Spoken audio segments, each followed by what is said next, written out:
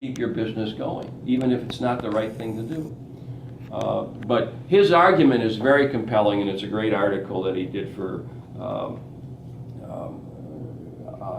in Rolling Stone about the new math and how many gigatons of carbon we can afford to release and how many we will release if we keep doing what we're doing currently.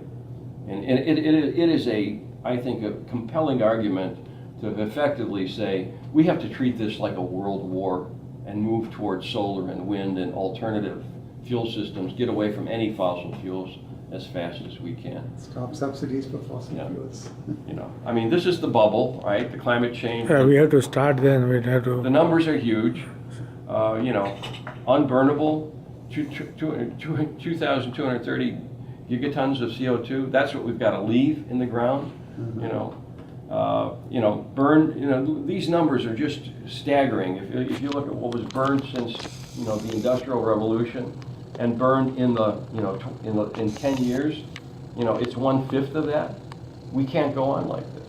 It's absolutely suicidal, literally suicidal to go on like this. So, and there are other issues that we haven't calculated in, and this is where James Lovelock, his calculations begin to include some of this stuff.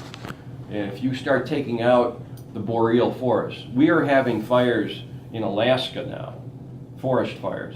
We never had forest fires in Alaska. And they're saying, and now in Russia they're having a lot of forest fires. And they're looking into this.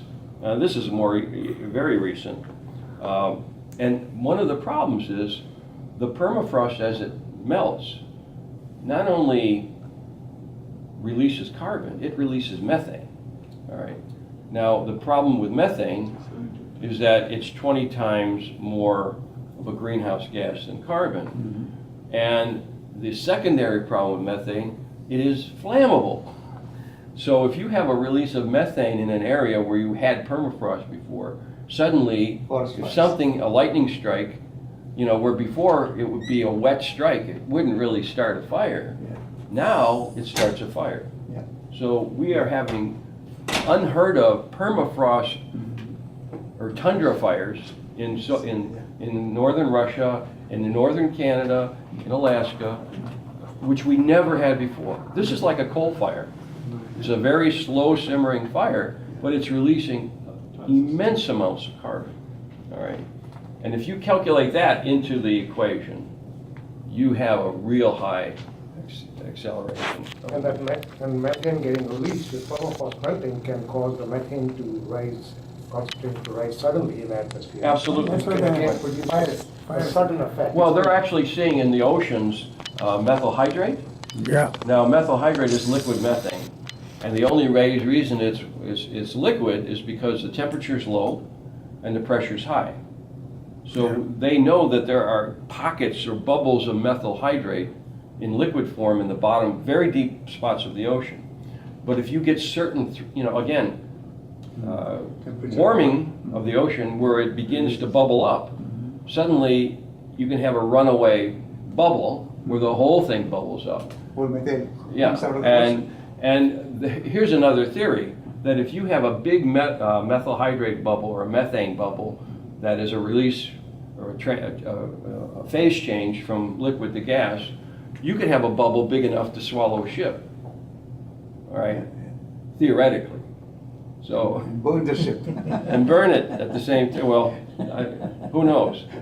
So I think, again, this consciousness raising, we just saw, the Patriarch from Greece and the Pope last year, they both released messages about taking care of the environment as a moral obligation.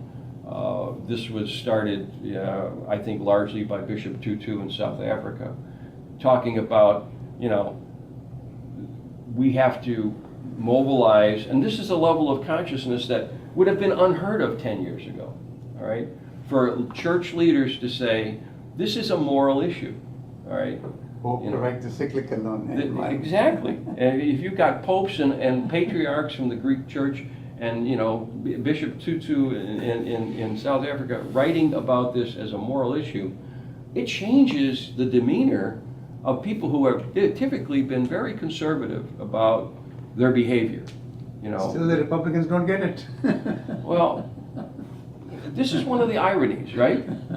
Because if you're an evangelist, if you're a Christian evangelist, you would think that if the leadership of your organization says this is a moral issue, it would be as much a moral issue as abortion.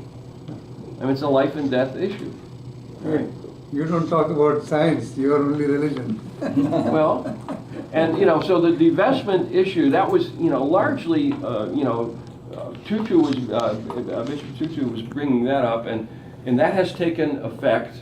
There are now organizations, this is another link that you can get onto, divest, invest philanthropy strategies now, where people are saying, we're gonna pressure our organization, whether it's a union, whether it's a college, whether it's another investment bank, saying, if you're involved in fossil fuel, just like they did with apartheid, just like a lot of organizations did with alcohol and tobacco, say, we're not gonna invest in you. And that moves mountains in the corporate community. When people say, we're not gonna invest in you, unless you basically move to another form of energy.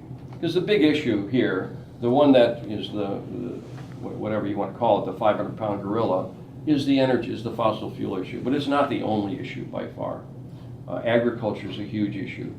We have to rethink the way we do agriculture so that we don't basically release carbon when we do agriculture and permaculture and different kinds of farming techniques will reduce that as well. But it's not industrial farming. It's not at all. So you're talking about change of infrastructures, right? Radical change of infrastructure. Absolutely. Institutional infrastructure. But the symptoms are showing up. They're local symptoms at this point. There's awareness, it's global, but the symptoms are local, right? They're not responding to crisis. Well, And it is being recognized as a global problem. But I guess my question is, how far is the awareness going to take us? Is there a radical solution in place that, is there a formula for success at this point? well, Or is there still a problem? when we On a global level. on a global I'm level, going to talk about that. when we see this on a global level, these are some of the things that we can do individually. And again, these are things that are close to the hearts of any leader who has been a spiritual leader in the world. I mean, they're interconnected. These are interconnected issues, all right? When we listen and learn from nature, we see what's going on. And we can either ignore it or understand it and then become part of that nature and help make nature more of what it should be. Join with real efforts that connect with those values. The divestment issue is a big one. I think that's why the coal companies are going bankrupt, because the hedge funds are already saying, get out of there. Stay away. Get out of there. It's a bad deal, all right? The voting issue, I don't think I have to say anything about that. If you're able to But the vote thing and is, you don't vote, you're... What concerns me is Al Gore. 20 years ago, he knew. We had the answer. He was there sitting. We in had top. the answer 40 years ago. But he couldn't do much. Democracy. No, but he couldn't do much, right? But the guy at the top. Democracy is a messy business. Yeah, right? very slow It stuff. goes one step forward and two Was steps very back. high. One step Yeah. forward. Institutional resistance. But question is, China being dictatorship also, they also did wrong things. But They didn't Jimmy understand. Carter put solar panels on the White House. Reagan took them off. Yeah. Everything Carter did, Reagan opposed it. And he cut out the tax credit immediately. Right, He was absolutely. the most retrograde. And The so. power in politics speaks. a lot, But right? if you're part of a democracy, you're going to see this back and forth.